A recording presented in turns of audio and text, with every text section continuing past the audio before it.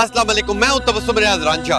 आज एक ऐसी कहानी मैं आपके सामने लेके आया हूं। मेरे साथ ये जो शख्स मौजूद है ये बाजोड़ का रिहायशी है, शाकिर इसका नाम है, और ये वहां से इस्लामाबाद आया क्योंकि वहां इसका गुजारा नहीं हो रहा था।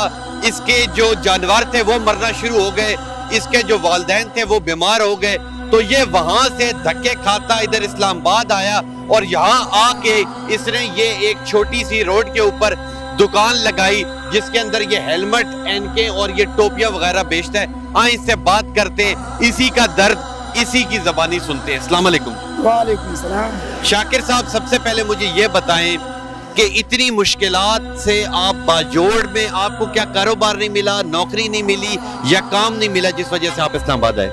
बस बाजोड़ में सही तरह काम नहीं था, बस यहाँ पे आके अभी अपना गरीबी करते हैं यहाँ पे, क्योंकि बंदा कोई चोरी वगैरह डाके शाकी तो नहीं कर सकते क्योंकि अल्लाह नाराज़ हो जाते हैं। तो इसलिए अभी हम आके यहाँ पे हेलमेट बेचनी शुरू कर लिए, अभी चश्मे बेचनी शुरू कर लिए। तो अभी मुझे ये बताएं कि आपकी ये जो छोटी सी ये दुकान सी है, इसके ऊपर तकरीबन कितने हज़ार का सामान है और रोजाना आप कितना कमाते हैं? बस ये सामान तो पड़ा हुआ है जी, ये 70-80 हज़ार रुपये का होगा तकरीबन। और रोजाना तकरीबन कितनी कमाई होती है? इसमें होते हैं कभी 1400 भी हो जाते हैं, कभी 1500 भी हो जाते हैं, कभी वो भी नहीं जाती है।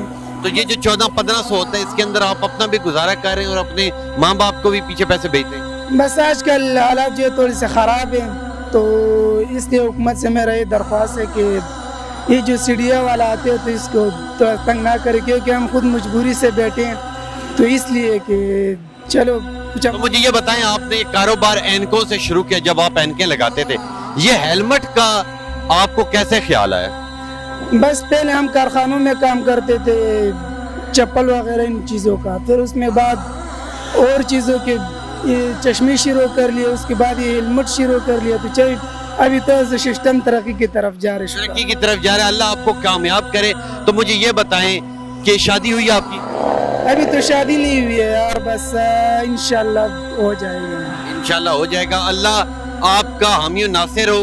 ठीक है, ये पाकिस्तान की यूथ है, ये पाकिस्तान की नौजवान नस्ल है जिसे कारोबार नहीं मिला, जिसे नौकरी नहीं मिली, और ये बेचारा यहाँ आके ये छोटी सी रेहड़ी लगाता है और कहता है कि जी यहाँ की जो इंतजामिया है वो इसे तंग करती है और ये बहुत ही मुश्किल से गुजारा करे। मैं खुद हुकूमत पाकिस्तान से अपील करूंगा कि खुदारा इन लोगों का जितना हो सके करें। इनके वालिदैन बीमार हैं, ये एक कफील सिर्फ कमाने वाला है, यहाँ इस्लामाबाद में कमाता है। कहाँ रहते, रिहाइश कहाँ रखी हो आपने?